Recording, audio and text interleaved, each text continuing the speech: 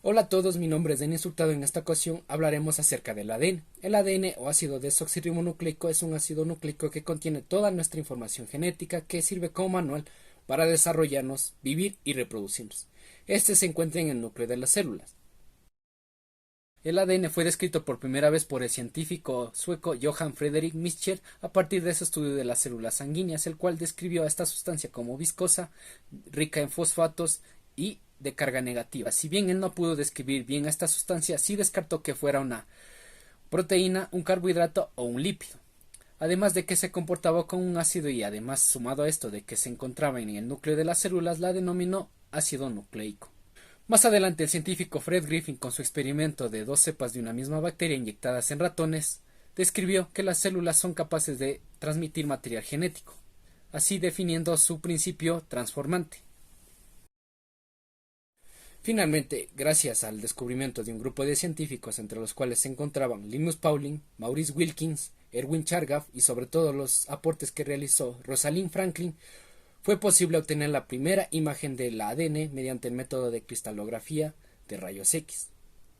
Ahora bien, esto permitió que James Watson y Francis Crick pudieran construir el primer modelo tridimensional del ADN, siendo así esta estructura la primera en dar explicación de la estructura del ADN.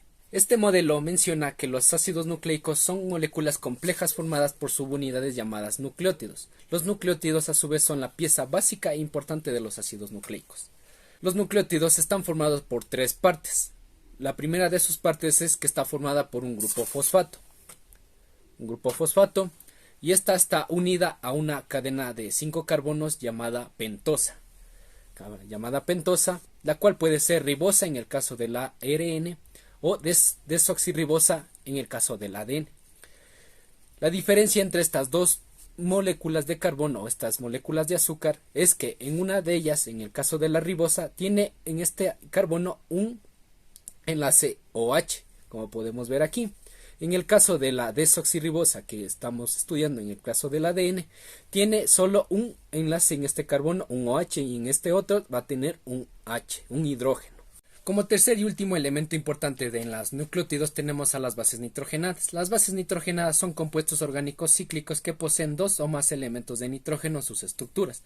Para la biología existen 5 bases nitrogenadas principales, las cuales se clasifican en dos grupos principales. El primer grupo tenemos las bases púricas, que son derivadas de la estructura de la purina, en donde encontramos a la adenina y a la guanina.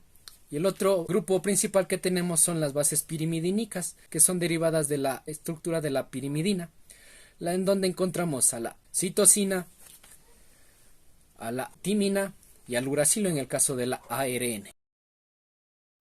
Ahora bien, los nucleótidos se unen a otros por medio de enlaces fosfodiéster para formar polinucleótidos, es decir, cadenas de ADN. Las cadenas de ADN se unen en una doble hélice de cadenas antiparalelas. ¿Qué quiere decir esto? Que una va en sentido 3', 5', 5', 3'.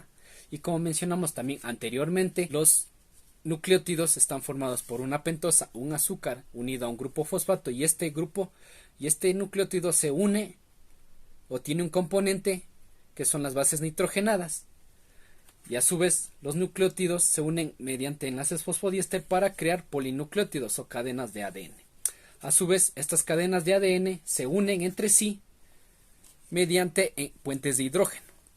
La timina y la adenina se unen mediante 2 puentes de hidrógeno. En cambio, la guanina y la citosina se unen mediante 3 puentes de hidrógeno.